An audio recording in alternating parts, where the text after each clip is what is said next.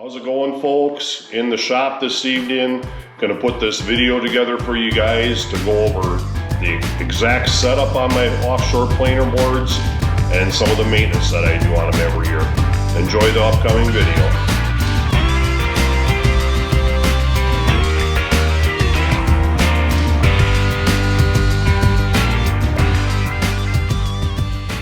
Well, how's it going, folks? In my shop tonight, had the afternoon off, so I figured I would go through a couple things on my offshore planer boards. The exact setup that I use, which I've gone over in some videos before. Just figure I'd go over it with you again in a controlled environment so you can hear me good, see everything good. And then some maintenance that I do on my boards throughout the year, every year, sometimes every few years. Some of these things are required. So I hope this information helps you guys. You can find all of Offshore's products at offshoretackle.com. Best planer boards in the business. I've been using them for probably 20 some years. Love them, use them. Some of the boards I've got are 20 years old. So just have some new components on them. But anyway, so when you go into the store today, the nice thing is, and I know I talk about the release setup, when you buy a new offshore planer board today, they already come with the OR19 on the front, which is nice. That's your release clip. And then it comes with the OR16 in the back, which is actually this red clip with the little pin inside of it. I take that clip off and I replace it with the OR18, the snap clip. That's so you're never, ever, ever going to lose a board. Just a good insurance policy for your planer boards. The nice thing with the red one is I use it for my snap weights, so it's not like it's a non-useful clip or if something maybe would fail on these. Not that I've ever had anything ever fail on them. You could always use this for a backup clip. So, and as far as that back clip goes, you know, when you put your line in there, if you see that little pin, I don't know how well you can see it on the video, there's a little hole at the end of the clip. Make sure, because it closes both ways. You can close it this way, which is fine, but where it really serves its purpose is when you close it that way. That's way that pin goes into the hole in that clip and you are never, ever, ever going to lose a board.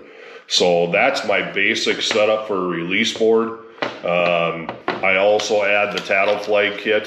For those of you with older kits, I know the gauge of this wire used to be much thinner, so it was prone to bending once in a while, or you'd have to bend it back. And you can get all these new wires on Offshore's website. In fact, every component on this board you can get at offshoretackle.com. So that's where I'd recommend going to get it. Save yourself some trips to the stores. Nothing against the stores, but go online, order it from Offshore. Clips, replacement pads, rings, screws, nuts, everything, your locking washers, everything can be found on Offshore's website. It's super user friendly. You can find anything on there. So anyway, that's my setup on my board. As far as maintenance, now I grabbed one of my older boards, and one thing that some of you may or may not know about, I don't know how many of you do, but this styrofoam over time does start to absorb and not be as buoyant. So like this one on this particular board, this is going to get replaced. The nice thing is you can order the new styrofoams right from offshoretackle.com. So it's a super, super easy process.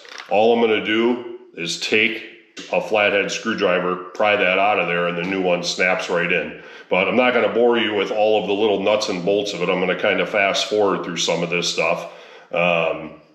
But yeah, replace your styrofoam. And I would say this is probably required maybe every, 3-4 years, I would say. It definitely does not have to be done every year. So anyway, so I'm going to get going on this.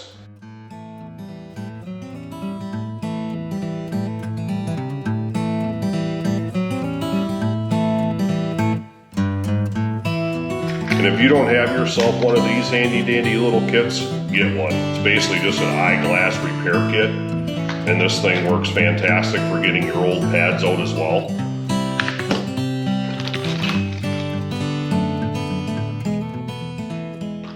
And yeah, just like that, there's the old styrofoam. And you can see how kind of nasty, dirty, I mean, obviously it's in the water all the time, blah, blah, blah. Take that out. Press the new styrofoam piece in.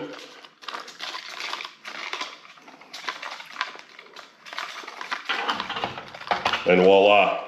And you'd be amazed how much different this board will run versus that old piece of styrofoam that's in there. So that's one thing I wanted to go over. Not a lot of guys talk about it. I know it's not something that needs to get done every year, but I highly, highly recommend you pay attention to that styrofoam because it does make a difference on how your boards run. And these styrofoam inserts are very inexpensive. So, all right, now I'm just going to put the board back together.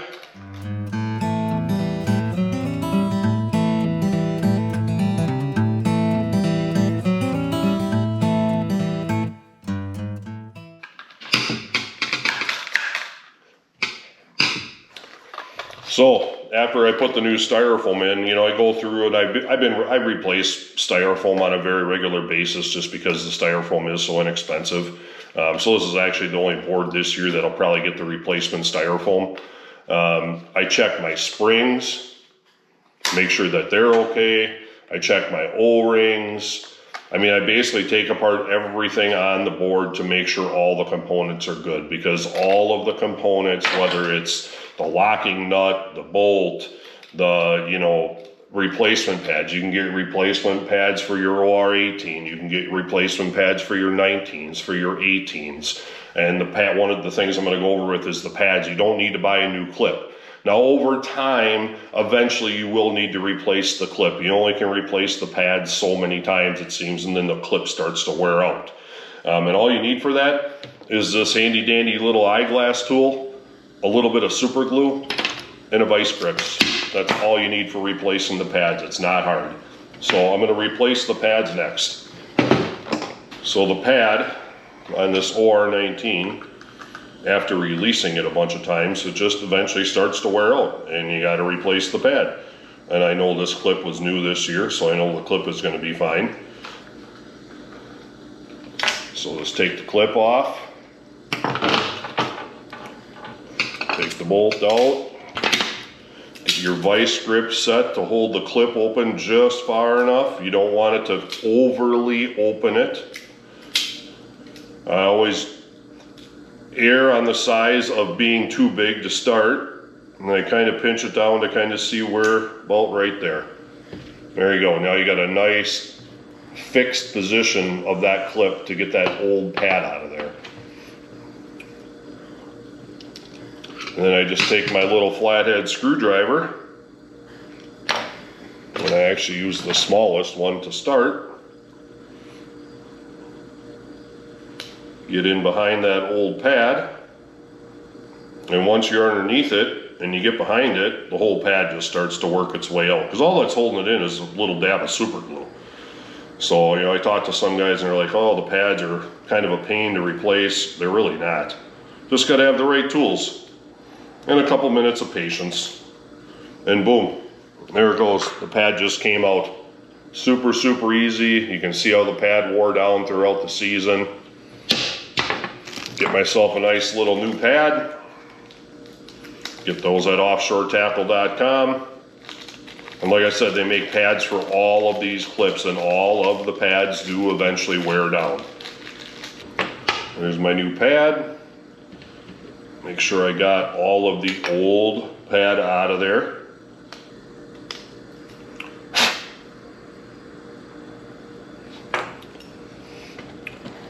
So there, once you have all the old pad out of there, still got it in your vice grips.